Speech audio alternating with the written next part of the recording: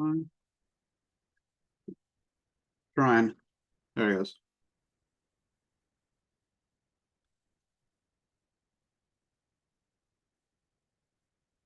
All right. Whenever.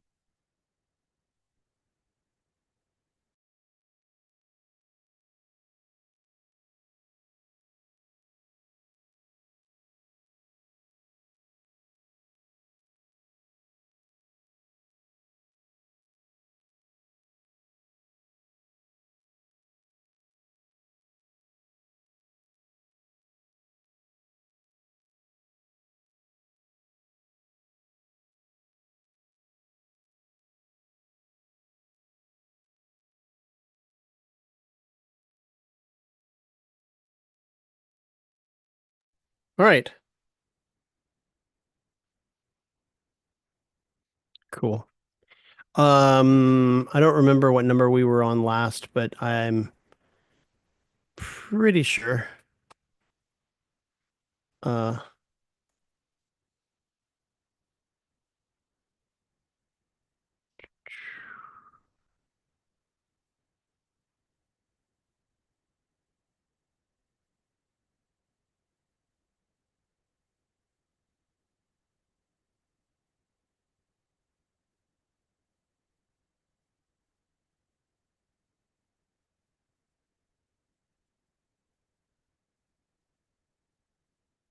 okay.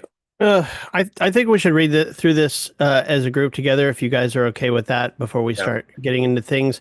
I'm not going to read it all, but I just wanted to read some and then start looking at some of the stuff that Errol Harris has to say because I feel like he gets to um I feel like he gets to like the the point of what the absolute idea is because um I really think the absolute idea sort of parallels the Spinoza's like intellectual intuition whereby like everything is suffused by it, you know, all of you know, not only all of reality but when we just experience things in everyday life, art, religion, all of those things, the absolute idea like externalizes itself in them, right? Like as we experience life, we're already experiencing life through the absolute idea, right? And this is Hegel's sort of um uh I don't even know what you call it, but uh fully articulated reality in its immediacy as well as its complete mediation, I guess you could say.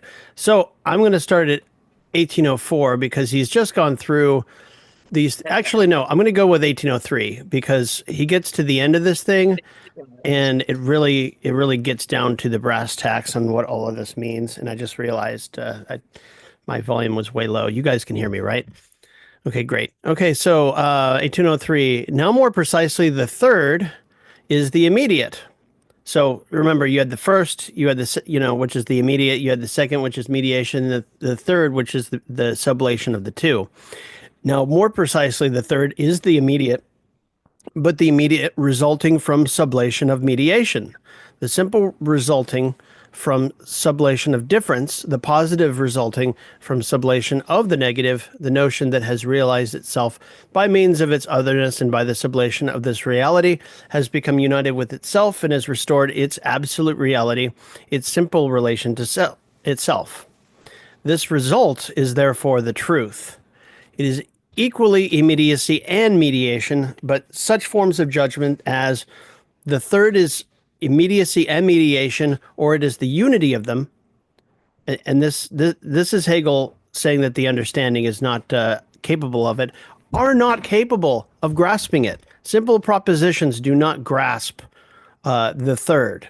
Okay, it can't. This is why it's always a complicated discussion. Okay, are not capable of grasping it, for it is not a quiescent third, but precisely as this unity is self-mediating movement and activity. As that with which we began was the universal, so the result is the individual, the concrete, the subject. What the former is in itself, the latter is now equally for itself. What the universal is posited in the subject, right? The first two moments of the triplicity are abstract, untrue moments, which for that very reason are dialectical, and through this, their negativity makes themselves make themselves into the subject. The notion itself is for us, in the first instance, alike the universal that is in itself, and the negative that is for itself. That's the second. And also the third, that which is both in and for itself, the universal that runs through all the moments of the syllogism. But the third is the conclusion, in which the notion, through its negativity, is mediated with itself and thereby posited for itself as the universal and the identity of its moments. Okay. Um, so so that's a lot. He's describing the full process. Kyle, if you could go ahead and read 1804. Now this result. Now this result, as a whole that has withdrawn into and is identical with itself, has given itself the form of immediacy. Hence, it now itself the same thing as the starting point has determined itself to be. As simple self-relation, it is a universal. In this universality, the negativity that constitutes dialectic and mediation has also collapsed into simple determinateness, which can again be a beginning. It may seem at first sight that this cognition of the result is an analysis of it, and therefore must again dissect these determinations in the process by which has come into being and being examined.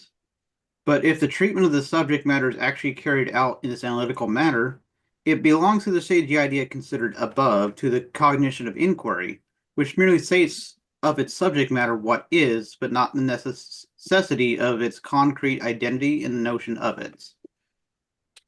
But through the method of truth, which comprehends the subject matter, is, as we have shown, itself analytic, for it remains entirely within a notion, yet it is equally synthetic, which through the notion the subject matter is determined dialectically as an other. On the new foundation, constituted by the result as the fresh subject matter, the method retains the same as with the previous subject matter. The difference is concerned solely with the relationship of the foundation as such. True, it is now likewise a foundation, but its immediacy is only a form, since it was a result as well. Hence, its determinateness as content is no longer something merely picked up, but something deduced and proved. Yeah, and that last part, he's drawing a difference between Kant's picking up the the content as found in the old logic, and his method, which deduces and proves the content through what it is. So yeah.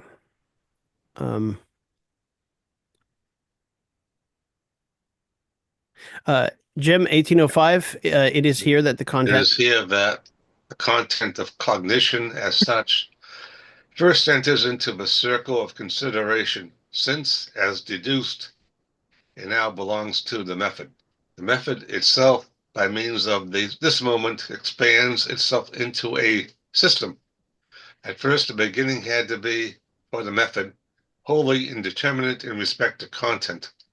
To this extent, it appears as the merely formal soul, for and by which the beginning was determined simply and solely in regard to its form, namely as the immediate and the universal.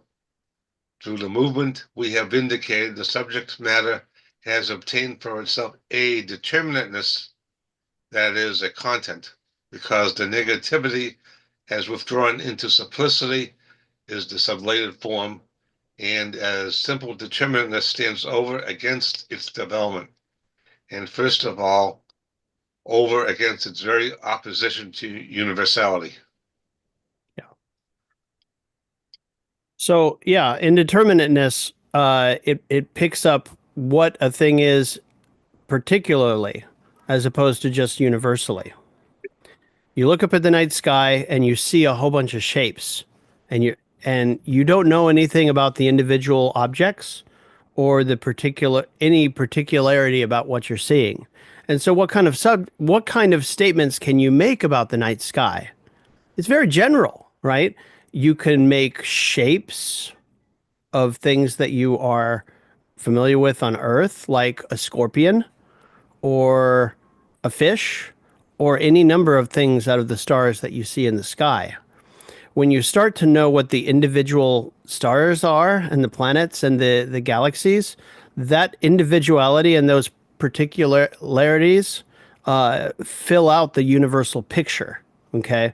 And suddenly you see the night sky as an entire objective and also subjective palette containing not just a general universal that's wholly abstract, but that has a content that's filled out with what it is. Okay, so that's gonna kind of fill out some of these very general terms that Hegel uses, and if you the one thing I've noticed about the logic is that if you isolate any particular passage, it's kind of like the night sky, right? You've sort of like isolated something that is a part of an entire system, right? And it's not going to make much sense not related to the rest of it. So yeah, cool. Oh man. Okay. 1806. Now as this determinateness is the proximate truth of the indeterminate beginning, it condemns the latter as something imperfect, as well as the method itself that, in starting from that beginning, was merely formal. This can be expressed as the now specific demand that the beginning, since it itself is itself a determinate relatively to the determinateness of the result, shall not be taken as an immediate, but as something mediated and deduced. This may appear as the demand for an infinite retrogression in proof and deduction, just as from the fresh beginning that has been obtained, a result likewise emerges from the method in its course, so that the advance equally rolls onwards to infinity. I'm just going to read 1807 real quick because he just addresses this point. It has been shown a number of times that the infinite progress as such belongs to reflection that is without the notion. The absolute method, which has the notion for its soul and content, cannot lead into that.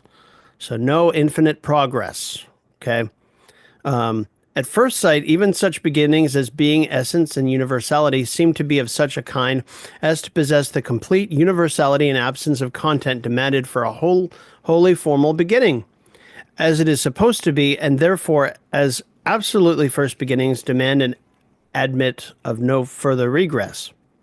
As they are pure relations to self, immediate and indeterminate, they do not, of course, possess within themselves the difference which in any other kind of beginning is directly posited between the universality of its form and content, but is the very indeterminateness which the above logical beginnings have for this soul content that constitutes their determinateness. This consists namely in their negativity as sublated mediation.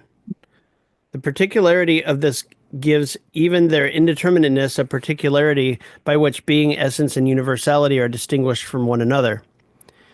The determinateness then, which belongs to them, if they are taken by themselves in their immediate determinateness, is their immediate determinateness, just as much as the determinateness of any other kind of content, and therefore requires a deduction.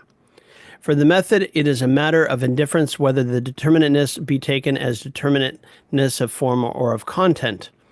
That a content has been determined by the first of its results is not in fact for the method the beginning of a new mode.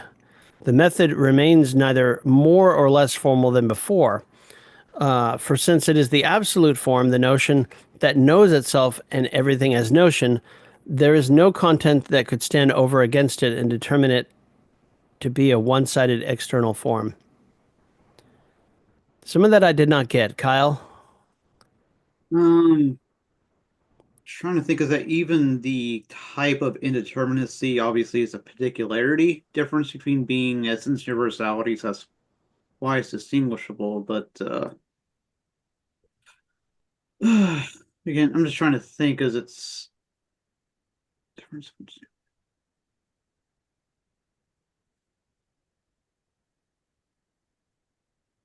Right, because I'm just trying to think, because sort of we start off with being's first determinateness is its indeterminacy, Yeah. which leads to nothing. Well, the thing is that I think the logic could have started anywhere, but once you figure out and are able to deduce where you are, you're necessarily thrown back further until you can go no back further. He sort of discusses this in Where in Science Must We Begin, that the position that you're aiming for isn't necessarily like fully posited yet. In fact, it's not posited at all. You're just sort of making a rough hack. And so the logic could have been like, you know, longer than it was, just trying to search for that beginning. And I think he just sort of cut it off and said, okay, well, this is what I've come up with as the beginning, near as I can, and, and then, you know what I mean? Um, so yeah. Uh, Kyle, go ahead with 1808. Consequently, just as the absence of content in the above beginnings does not make them absolute beginnings, so too it is not the content. Oh, yeah, you're right. They do. It's a circle. Yeah, that's right. You have to Yeah. find your way in. So too, it is not the content as such that could lead the method into the infinite progress forwards or backwards. From one aspect, the determinateness which the method creates for itself in its result is the moment by means of which the method is self-mediation and converts the immediate beginning into something mediated. But conversely, it is through the determinateness that this mediation of the method runs its course. It returns through a content as though an apparent other of itself to its beginning in such a manner that not only does it restore that beginning as a determinate beginning, however, but the result is no less the sublated determinateness. So, two, the restoration of the first immediacy in which it began. This it accomplishes as a system of totality. We have to consider in it this determination. Yeah. Yeah. So there it is as system. And you can, and honestly, most philosophers, I mean, including Hegel, would probably enter the wheel at the point at which they're most um, knowledgeable, and then have to find their way somehow to that most abstract, most universal immediacy, right? Um, yeah. 1809. Go ahead, Jim. We have shown that the determinateness, which was a result, is itself by virtue of the form of simplicity into which it has withdrawn a fresh beginning. As this beginning is distinguished from its predecessor precisely by that determinateness, cognition rolls onward from content to content. First of all, this advance is determined as beginning from simple determinateness, succeeding ones becoming ever richer and more concrete. For the result contains its beginning, and its course has enriched it by a fresh determinateness. The universal constitutes the foundation. The advance is therefore not to be taken as a flowing from one other to the next other. In the absolute method, the notion maintains itself in its otherness, the universal in its particularization, in judgment, in reality. At each stage of its further determination, it raises the entire mass of its preceding content, and by its dialectical advance, it not only does not lose anything or leave anything behind, but carries along with it all it has gained and inwardly enriches and consolidates itself. Yep. He's describing the dialectical, well, the dialectic, Yeah. really. And the dialectic reached through the method, really. And it's funny because the method itself, I mean, the method starts wherever you at when you're looking at your subject. Marx spent decades on his subject, political economy, trying to find the most universal foundation, the universal beginning from which to set out his scientific findings, to unfold them, derive them, so that it showed up in the form of a system, of a proof, a finite proof, but a proof nonetheless. And it's funny because some people might look at that and say, well, is that what Hegel was doing? I think that's what Hegel was doing when he talked about art or religion, because the absolute idea is what suffuses art and religion. He says in the closing pages here that art and religion are the expression of the absolute idea. And what does that mean exactly, right? It means that the absolute idea is like it's the it's the mechanics of being that uh, populate not only nature but spirit itself and its expressions, which would include art and religion. Right? You're participating in art and religion. You are participating in the logic of the absolute idea. That's what he says. Okay. This expansion may be regarded as the moment of content, and in the whole as the first premise. The universal is communicated to the wealth of content immediately maintained in it, but the relationship has also its second negative or dialectical side. The enrichment proceeds in the necessity of the notion. It is held by it, and each determination is a reflection into self.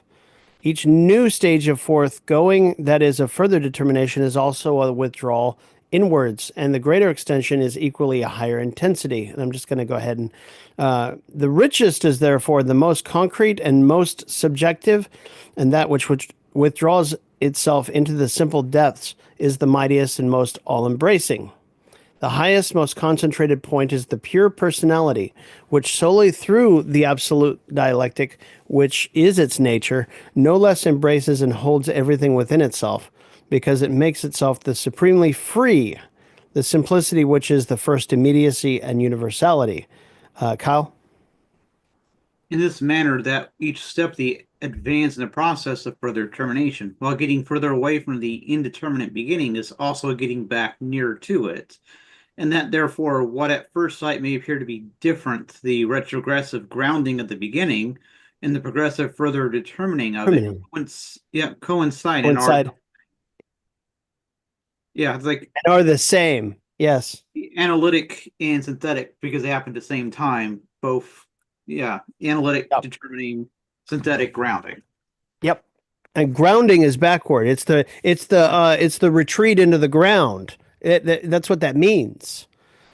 And the retreat into the ground is made further richer by the progressive further determining.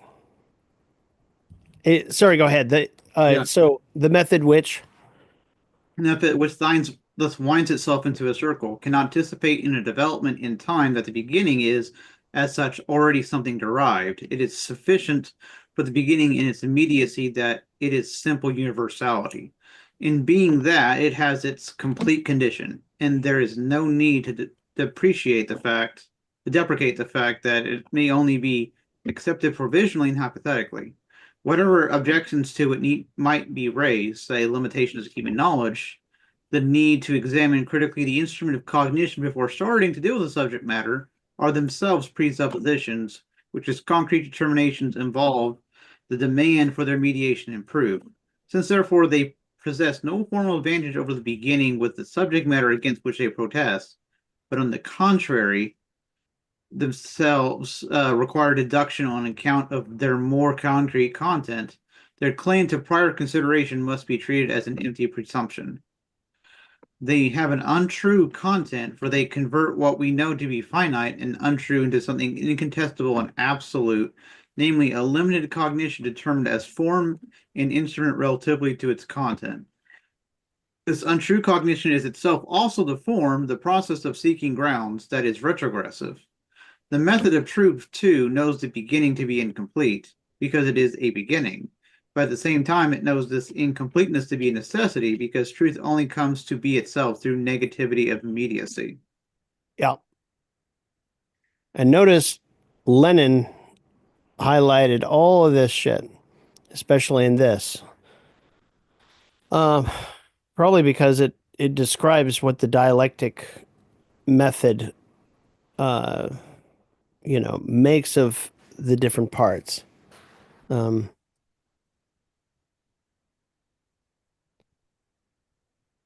yeah. Um, when he says whatever objections to it may be raised, limitations of human knowledge or the instrument of cognition. Remember, these are objections that Kant and Descartes and people before him raised as to whether knowledge was true or not. And he says, look, there's no reason to deprecate the fact that the beginning may be provisional and hypothetical. It doesn't lead to the conclusion that reason is limited, right? That's the mistake that Kant made. He said that pure reason is limited by our ability. He perceived that the instrument of cognition was not capable of moving past the contradictions that show up in the understanding. And of course, Hegel said, "Okay, well, we're dealing with one reality, not not two separate objective and subjective positions, right?" And and I would argue that was Spinoza's argument, but Spinoza Yeah. was reviled for that very thing because it not only did it give humans more agency than the church wished to give them in the first place. Um, I mean, but well, one of the first widely produced documents from him was the TTP, which challenged theological authority in the first place. I think that was the big no-no. If the ethics had come out first and the TTP just sort of got unearthed in a drawer, I think history might have gone differently, but that's kind of the way it happened. So, yeah. Jim, go ahead with 1813.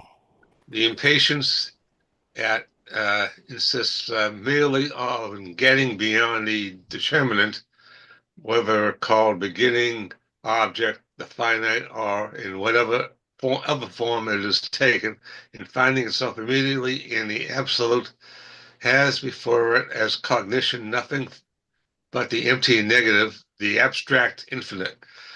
In other words, a presumed absolute that is presumed because it is not posited and not grasped. Grasp it can only be through the mediation of cognition, of which the universal and the immediate is a moment. But the truth itself resides only in the extended course of the process and in the conclusion.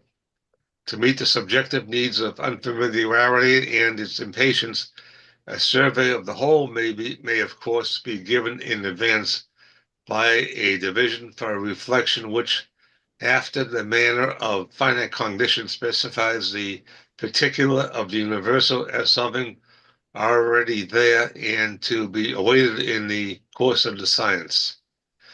Yet this affords us nothing more than a picture for ordinary thinking for the genuine transition from the universal to the particular and to the whole that is determined in and for itself, in which the whole, at first, the universal itself, according to its true determination, is, again a moment, is alien to the above manner of division and is alone the mediation of the science itself.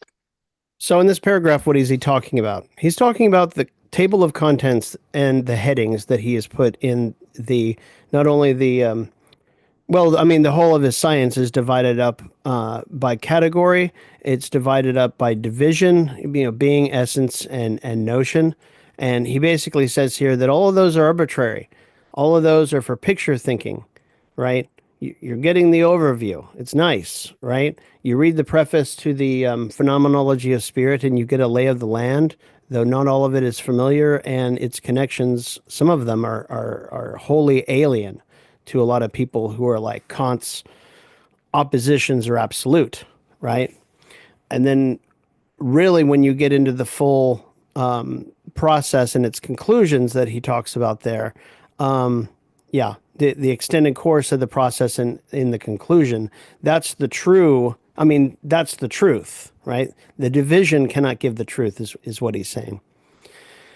Okay, by virtue of the nature of the method just indicated, the science exhibits itself as a circle returning upon itself, the end being wound back into the beginning, the simple ground by the mediation.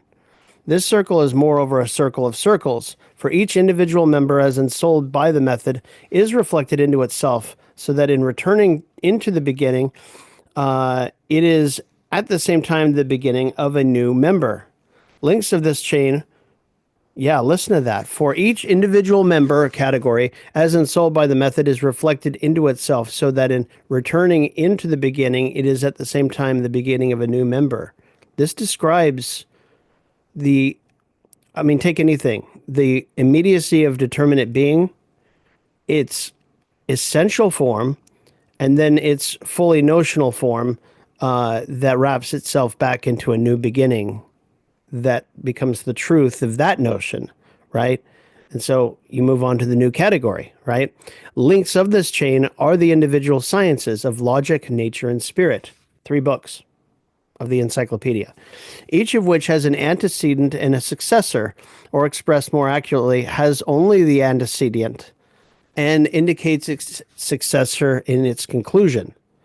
Okay? So the successor to logic and its conclusion is nature, and its antecedent is Spirit. well, you have to look at the whole syllogism Mm-hmm. to see logic's antecedent, right? Because Oh, logic as a thought object in the first place arises from spirit, right. and spirit. So it's a circle of circles which loops back on itself. So spirit generates logic, right? And logic in its fullness indicates the rationality that populates nature. And of course, the rationality that populates nature generates spirit, right? And around the circle we go. There's no linear part of this picture, which is pretty cool. I'm gonna keep going. Thus, then, logic too, in the absolute idea, has withdrawn into that same simple unity which its beginning is.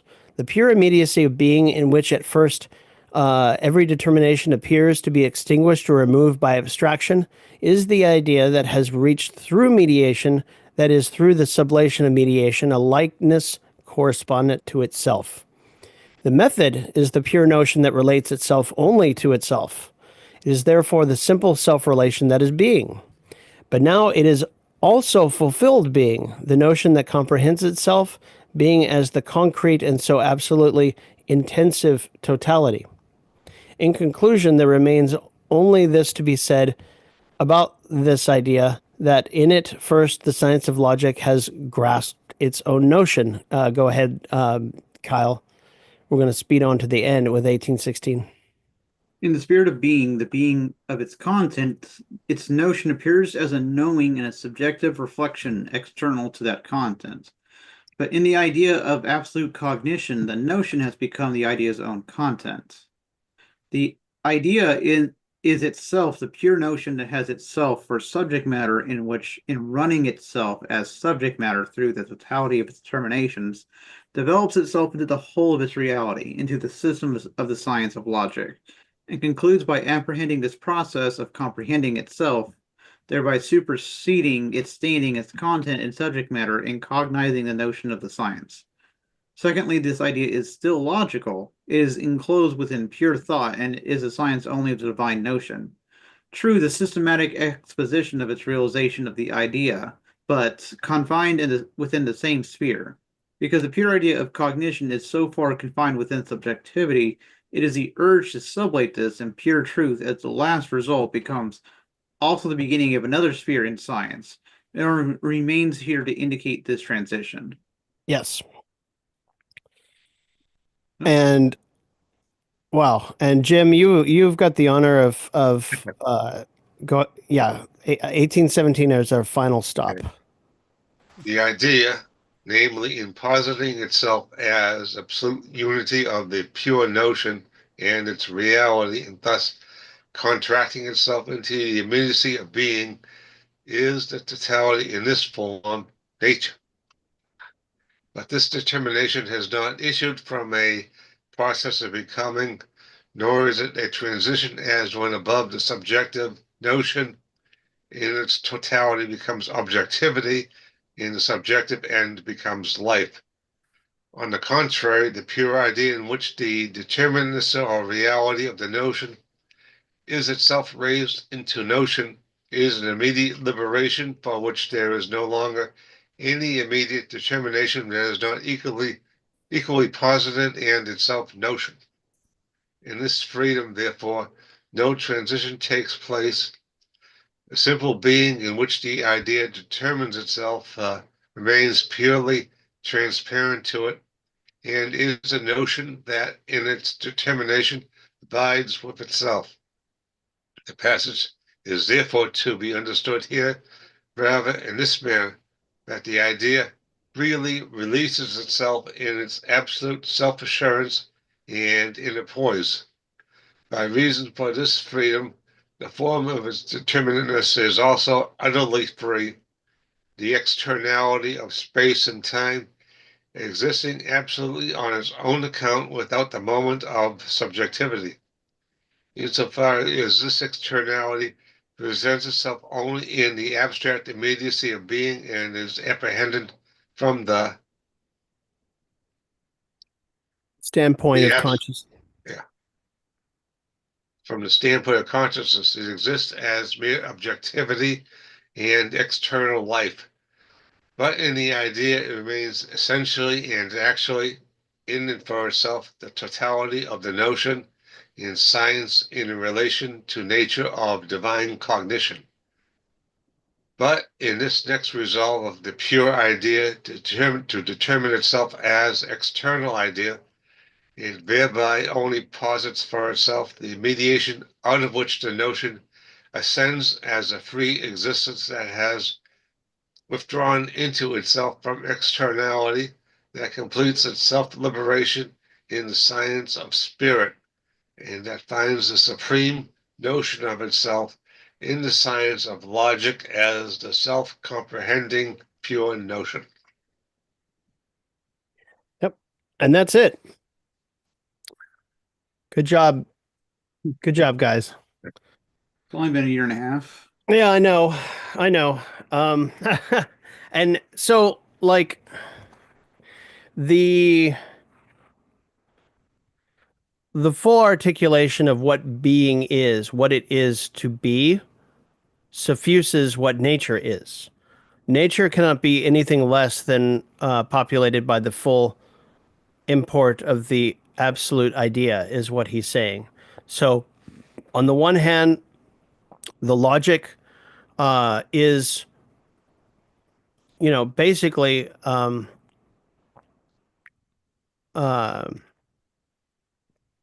the self referential thought space, right?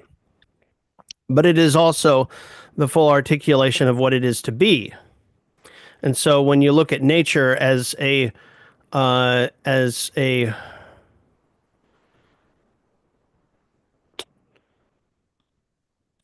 next step, it's the full objectivity without the subjectivity. Subjectivity does not exist in nature considered by itself, as Hegel does, right? But its rules and its essence remain the same because it's the same reality. Any thoughts? The choice of starting point determines whether you regard Hegel as an idealist or as a materialist. Well, and that's the thing because like That's what Lenin realized too. yeah, and most Marxists come into reading Hegel and find their way from a mostly objective point of view where all they really see is the materialist, the quality, the quantity, the magnitude, or the, yeah, I guess it is magnitude, right? Yeah. And they look at the ideal sphere and say, well, this is inadequate to comprehend the absolute. And Hegel's like, yeah, okay, that's nice to think, but no, it's actually both. And even when you look at both, it's also both and each, right? In other words, you have to look at it one-sidedly in its opposition and its difference, as well as in its unity. It can't be just the unity without the difference, because the unity without the difference is the abstract universal. It's being with no differentiation inside it. And that's really hard to get across to someone. You know what I mean? It's like, yeah. And you try talking to a latter day like hard Marxist materialist who sort of tries to skate past that. It's really hard, right? Uh, I mean, for myself, having been in the ISO, and so we're like, Lenin and Trotsky followers, we we sort of take it for granted that all Marxists aren't just vulgar materialists, but include the ideal. And I've found in my experience that that is absolutely not the case. Like they will, many people, and I think this comes from Stalinism at first, was that they totally rule out the ideal as a bourgeois standard and say you have to throw that out. It's just solidly materialist. They say dialectically materialist, but they don't realize that the dialectic requires mediation, which requires the ideal side of the equation, right? You have to cognize all It of this in order to be able to express it in your scientific investigations, right? seems kind of like they forgotten the dialectic of the materialist and idealism and just see it dualistically. Or or not. Well, I guess that would be a dualism, because even Kant is a dualist throughout the ideal as limited in his Critique of Pure Reason, and said the best we can hope for is a practical reason that practically deals with the world but doesn't fully cognize it. And of course, Hegel says that's bullshit. The absolute is the unity and differentiation of what we call the practical and the theoretical as Marxists. You have to have both in order to have the fully realized notion and its full reasoning in any scientific context. Yeah, it was a basic underlying issue in Soviet philosophy. Ilyenkov got into a lot of hot water because he was pointing that out. Yeah. And Wait, who was so the it? establishment didn't particularly care for that approach. Who got in hot water? Ilyenkov, I don't, Yeah, Ilyenkov, exactly. Yeah. And I think the De Boran versus the mechanicist, yeah, we're yeah. trying to work on it, and then Stalin came in and said, "Okay, you can't work on that." Well, Stalin said the whole issue debate could be settled by fiat, and we'll just we'll split Basically, the Trump. difference. He My said my basically executive order settles it. he split the difference between the two schools, Yeah. and he had his own house philosophers who tried to back that up. Like, was it Minton? Yeah, and most of them, as I would imagine, were throwbacks to the Second Internationalist Yeah. Oh yeah. I mean, philosophical viewpoints. Neo-Kantian, Yeah, I mean Bernsteinian. yeah, I mean it was all. I mean, Sound did not originate that. I mean, it was already there from the second international on. You see that in some of Kartsky and all those people. Yeah. Um, I, I wanted to talk a little bit, but I haven't read through this entire thing. Um, uh,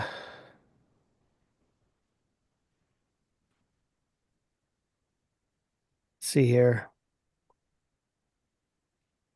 because we got a little time, and I'm mostly looking at the Errol Harris. Uh, what do you call it?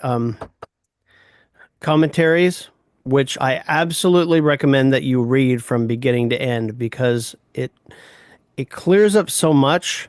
And while I'm not sure if every inch of it could be called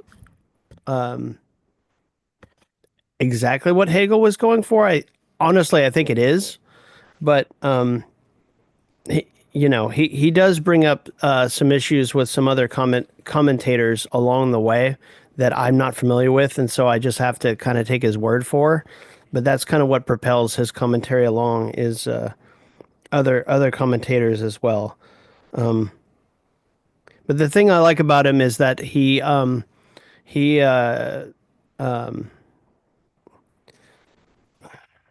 what's the word? Um wow. He resolves Hegel and Spinoza as basically having the same view. Okay. Only Spinoza being a couple hundred years earlier and having different methods arrived at it differently and from different angles, right? I think this is what Hegel was getting at when he's talking about the method is that you can actually with the method that I use, you can enter from any point on any of the wheels and eventually find your way back to the ultimate beginning and be able to derive the whole of the three wheels, right? The way the books were written, it's the three wheels and here's the beginning, here's the end, here's the new beginning, here's the end. And from that last end is the new beginning for spirit, right? And so like this is the result of his scientific investigations, right? But in our individual from our individual subjective point of view as scientists, he's basically saying we can enter any we can enter from any of the doors that are left open by any of these categories, even the ones down the ladder in the phenomenology, right? In order first to, what's the word? Justify the scientific method first and then go from there, right? But yeah, yeah. Wow, that's kind of cool, actually, because whether you're 7 years old or you're 99, you can pick this up and start from where you're most familiar, and it still circles back. Like it'll circle back to what being is, and then you just go to the front of the book and start reading through. Yeah. Um.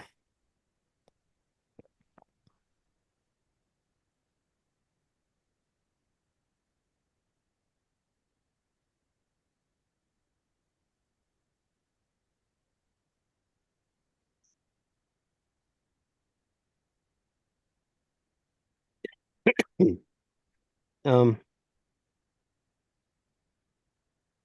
Sorry, I wish I had taken notes. I don't have any notes.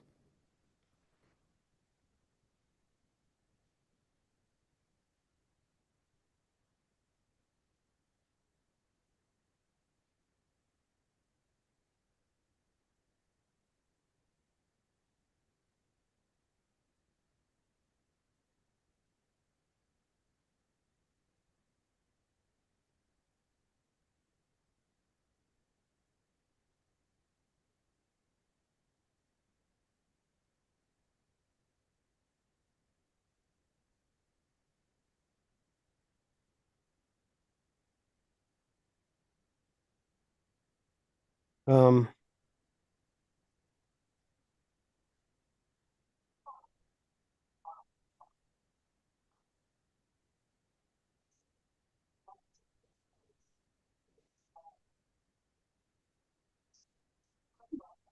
yeah, sweetie.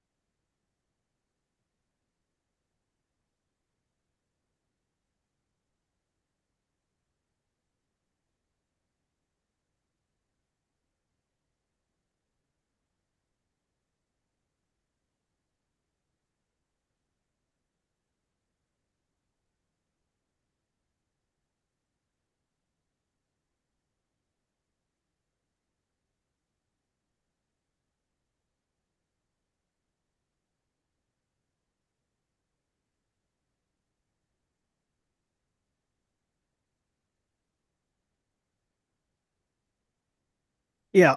So Errol says it is only because the absolute idea is immanent in our consciousness that it becomes the ideal of our intellectual and practical drives and expresses itself in them. And it could not be so immanent if it were not the actual whole of which they are essential moments. Both its immanence and its transcendence are conditions jointly of its being conceived as an ideal, right? Moreover, we do attain it in some degree so far as we experience practical and intellectual satisfaction in art, religion, and philosophy, the content of all of which is the same, namely, the absolute idea. The business of philosophy, Hegel tells us, is to cognize the absolute idea in the various shapes that it takes, the modes of its existence as nature and spirit, and the forms of its self apprehension in art and religion. Okay?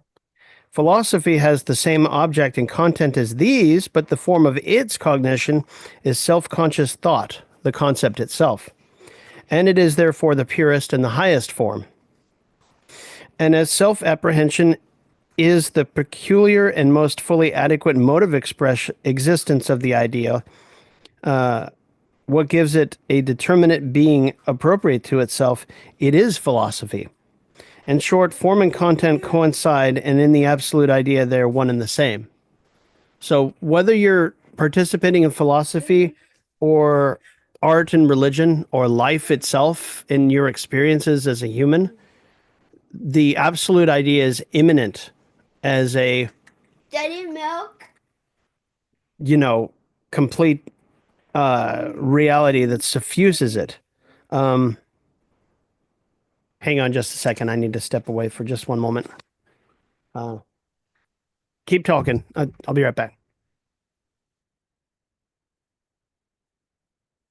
Well, there's still the issue of the relationship between philosophy versus art and religion. And I think for Hegel, philosophy, I think you already mentioned it. Matt already mentioned it. Philosophy really comes first.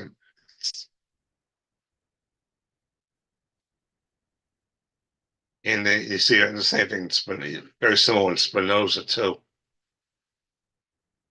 Also start watching a YouTube channel specifically. It's supposed to be on like interesting discussions in science. And they're talking about, but Neil deGrasse Tyson doesn't think philosophy should be in science because tell me when philosophy is able to do an experiment to prove if something, in physics. And it's like, and the other person's response is like, well, if you're doing science, you're doing philosophy, whether or not you recognize it, right? And Jim, I have to disagree with you there because yes, philosophy is the most pure form, but even like if you go and read Spinoza, like his first couple of parts of the ethics are the philosophical, the metaphysical, but then he starts they ground like his moral ethics, which is his main topic, right? In order to talk about human experience and subjectivity in the first place, you have to have it grounded. Yes. It must be grounded, otherwise it's completely arbitrary. So everything today that involves psychology or so-called scientific psychology that has sort of an unconscious philosophical ground that's not really examined in bourgeois psychology and science, right? Both Spinoza and Hegel say you have to metaphysically ground it correctly, or it's just sort of like it's it's um it's the absolute that's sort of impatiently run to immediately, right? And so you're absolutely right. Logic has to come first in order to be able to fully ground all of that. But if you're just coming off the street and all you know is experience, right? Hegel gives us a roadmap from which to go from just those experiences, whether they're in religion or art, to be able to ground those experience in what reality, what being actually is in the first place. Um, so yeah, I'll be right back. I just had to brush his teeth. Keep talking because Jim, you brought up such a great point, and it's like firing off all my neurons. I'll be right back.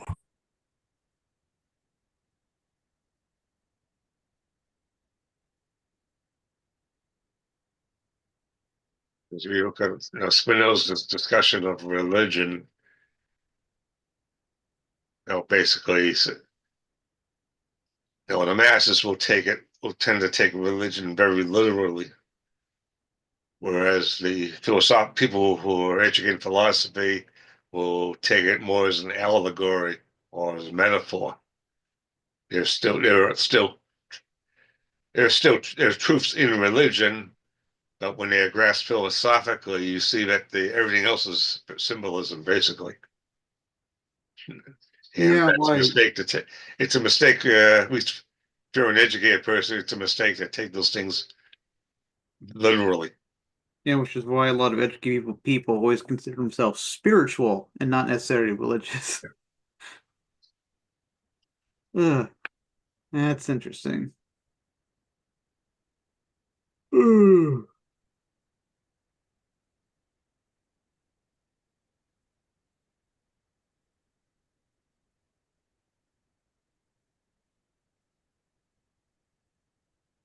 Yeah, at this point, I'm trying to think about where we would go from here after this. Like, how is nature going to go?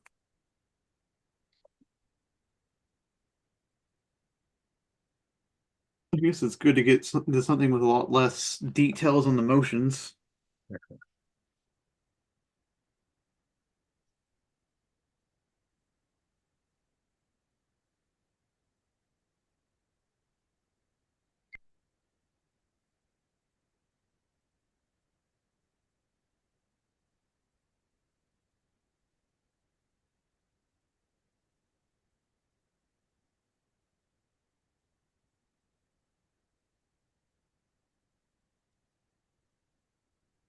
Okay. As it's 9:02, and I didn't really make any notes for further discussion. Um, we can keep talking about that as we go, but I suggest that the next week, on the 27th, we start nature. And what I suggest we start nature with is an article on nature and logic by Hoolgate. Okay. I'm going to post it in the group, and we can read it and discuss it next time. Are you both good to read Yeah, it, the article over the next week? yeah.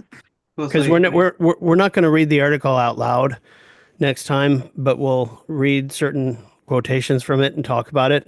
Are you both good with that? hmm Yeah. Because I really feel like starting the nature is going to be difficult at first. And so starting off with the Hoolgate article might give us a nice little like in. And then the next week we can start looking at the introduction to philosophy of nature, which is this guy. Do you both have this? The philosophy of nature? I got the Indian produced hardcover version. Yeah, perfect. I'll start breaking out readings for it. Um, I'm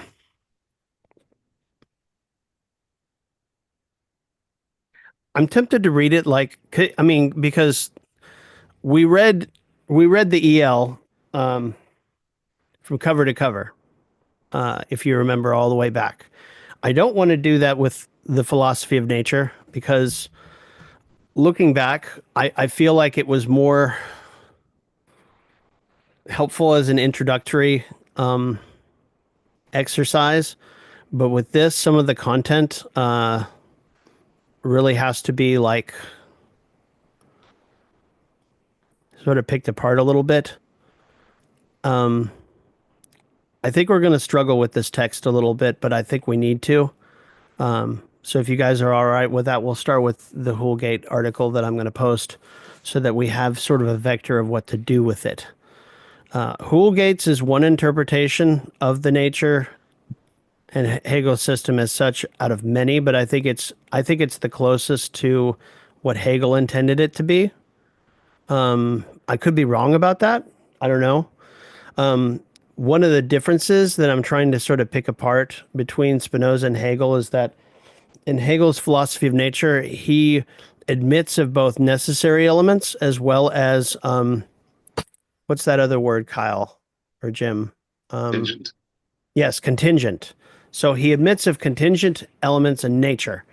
If you look at Spinoza, what he says very specifically is that the contingent does not exist, but everything is populated by substance. Nothing is outside of the one substance. There's not a second substance, as Descartes says, et cetera, et cetera. And honestly, I think Hegel's system says roughly the same thing that Spinoza does, but in a different way, because in nature we find elements of substance of, you know, nature is the absolute idea that we don't cognize until it's ordered and systematized, and before that it's contingent, right?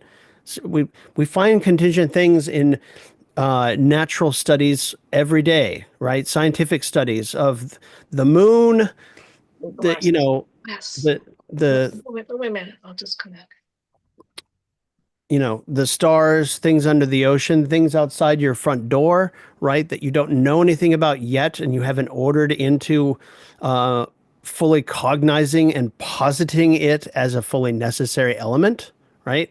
So the contingent is the unknown until it's known. There's, how do I say this like Rummy? There are no unknown unknowns that remain absolutely unknown. We're not Kant here. Everything eventually can be populated by the absolute idea, not only in our cognition, but also in its being. And everything is populated by the absolute idea, even things that look contingent at first. But how do you write it out to where you have both elements in the same place? And I think that's what he tries to do here with nature. And the problem with that is often he's talking about he's either talking about the necessary philosophical cognition of nature, and he's also talking about nature as found out in externality, right? And sometimes he slaps the two together and talks about it as if it was the same thing, when really it's two sides. You know, you've got the necessity and the contingent, and how do you work that into a narrative that works, right? He doesn't always present them as separate entities, like when he's talking about light, I think, and he's talking about other things. Sometimes it's hard to tell whether he's talking about the examples from science and the categorical necessity category, right? And that's one of the things I think we're going to run into and probably Yeah. struggle with a little bit. It's an issue that has come up in evolutionary biology. I remember Stephen Jay Gould liked to place a lot of emphasis on the role of contingency in evolution. Yeah, He felt a lot of the other evolutionary biologists were too much on the side of necessity. Yeah. And in the And case of Gould, it's almost certain that came out of his background as a Marxist. He was already familiar with the philosophical issues from his upbringing. yeah. And I wouldn't be surprised. I've never read Gould, and I really should, but it wouldn't surprise me at all if he took a detour through Hegel's philosophy of nature to try to uh, untangle some of these issues. I don't know, but we'll see. So, just to cap it off, great job, guys. Science of logic is not an easy subject, and I'm going to have to go back through and read the damn thing all over again, not in a group, but just by myself with the commentary, and just go through Hoolgate like with a magnifying glass to like full it, because like the way he describes immediacy and then mediation and then the full notion, like I haven't even fully like grasped those steps in the process of what we just read. Like I recognize it as a form, as the method, right?